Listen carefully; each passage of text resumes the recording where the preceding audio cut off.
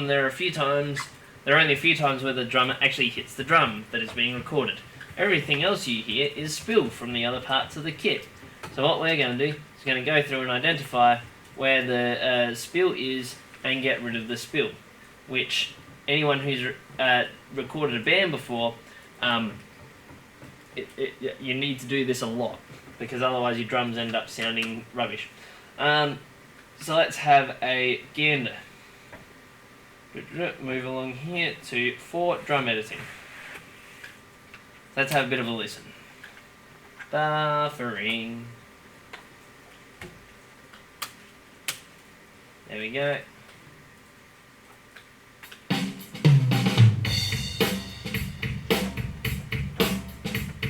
And the main thing you can hear is all that resonance on the kick and stuff, especially. I can just hear additional ringing in that background, just like whoa.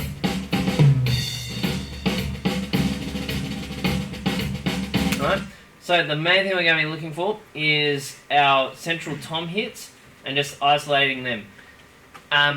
If you want to, another way you can go about it is, because it can be a bit hard to identify where all the hits are if you're just listening, to help you down below, they have got 3 tracks that show you where the edits are, like where the tom hits are. So the obvious ones are at the start. I recommend turn your snapping off again because it's not going to be in time with this. Simply click in, zoom in a bit. Alright, I'm going to do the first rack tom first, split that, alright, delete, and then I reckon we've got another one here, another hit there, alright, so delete that, and then we haven't got a floor tom hit for a little while, so I'm just going to do a split, and then we're going to have a listen back to the actual sounds that we've just been listening to as well, so that we can hear it without that additional spill and see how much of a difference that actually makes when we've cleaned up the toms. And I've only cleaned up 2 of the hits.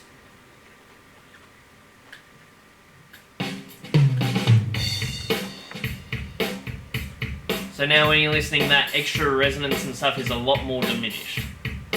Like a lot more, so it's going to come back in a second, so have a listen.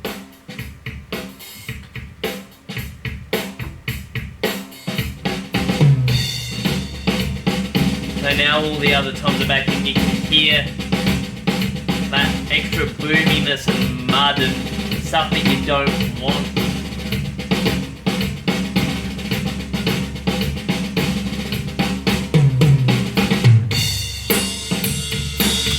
So heaps of stuff that's just rubbish, really. Like just so boomy and airy and ugh, right? So yeah, tidying up those drum hits, super duper important. And then need to of course make sure that we go through and fill out this one as well. So you got your drum track. Okay, so you fill in what drum track you're editing. So, you know, it could be, let's say, rack tom 1. Have you identified the drum hits? Let's say that I've gone through and identified all of them. Why? Yes. Have I separated the regions? Why? Yes. Short fade in. Let's have a look at that. Let's have a look at our rack tom 1.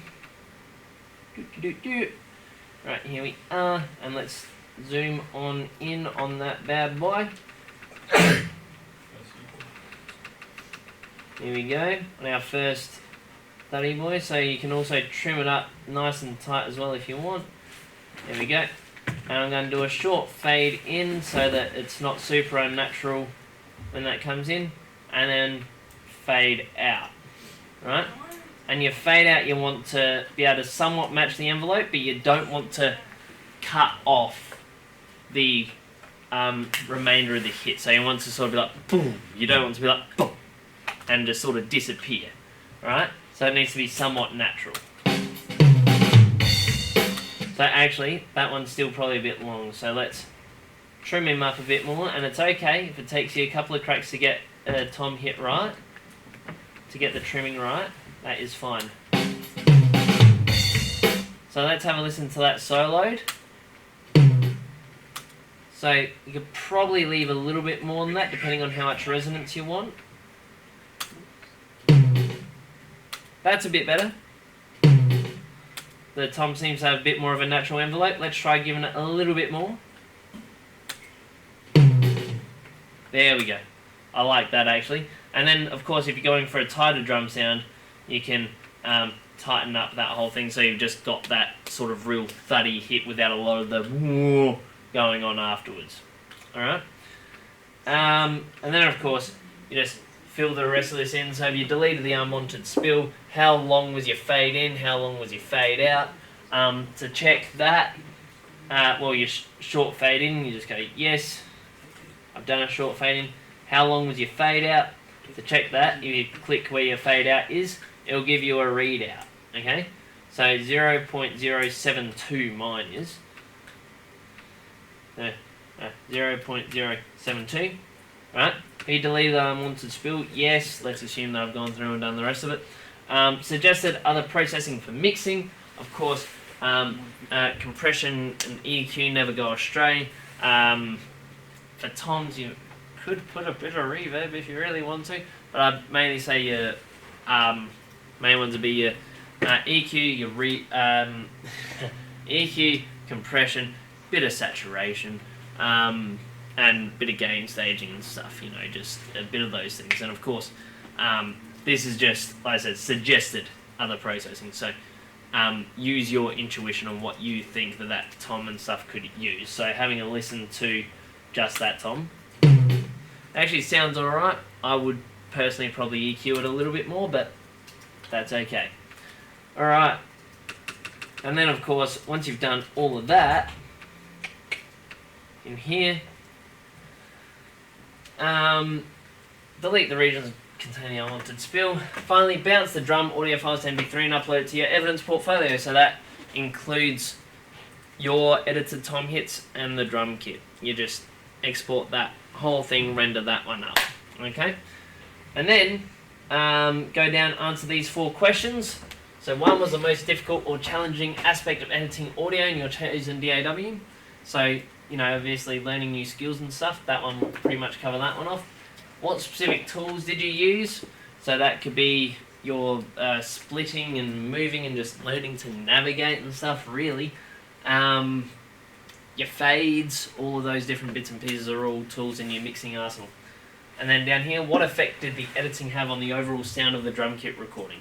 Well, as evidenced by there, when we're just listening back and forth a little bit, you can hear that it reduces a lot of the extra tone and stuff that you don't need. A lot of the room tone gets diminished because you, instead of having, it's a lot more of a focus sound. Instead of having your snare coming through 3 additional mics, you've already got overheads. Instead of coming through all of those additional tom mics, it's mostly just coming through your actual snare mic and your overheads, right? So it just sort of helps reduce all of that extra resonance that you don't need.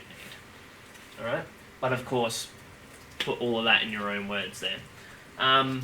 Cool. And I think, yeah, that covers perform basic sound editing.